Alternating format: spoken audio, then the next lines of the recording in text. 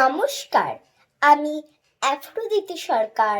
আজ আন্তর্জাতিক মাতৃভাষা দিবস উপলক্ষে আমার এবং আমার মায়ের নিবেদন কবি রুদ্র গোস্বামীর লেখা কবিতা 21 আগুন রঙের পাখি। 21 কি মা? 21 একটা পাখির জন্মদিন। পাখি? ওর কি নাম, কি রং? ওর নাম বাংলা ভাষা, আর ওর আগুন রং। ও কোথায় থাকে? তোমার, আমাদের বুকের মধ্যে থাকে। আমার বুকের মধ্যেও আছে? আছে তো। ইস, ওর কষ্ট হয় না? উড়তে ইচ্ছে হয় না?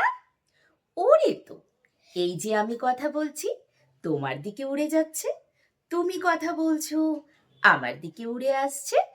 দেখতে পাচ্ছি না তো।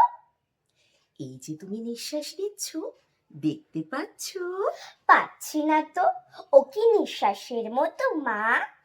এতক্ষণে ঠিক বুঝেছ। ও বুকের মধ্যে কোথায় থাকে? আমার বুকে কান পাতো, কিছু শুনতে পাচ্ছ? পাচ্ছি তো। Tick tick tick. এই শব্দটাই ওই পাখিটার বাসা। নমস্কার।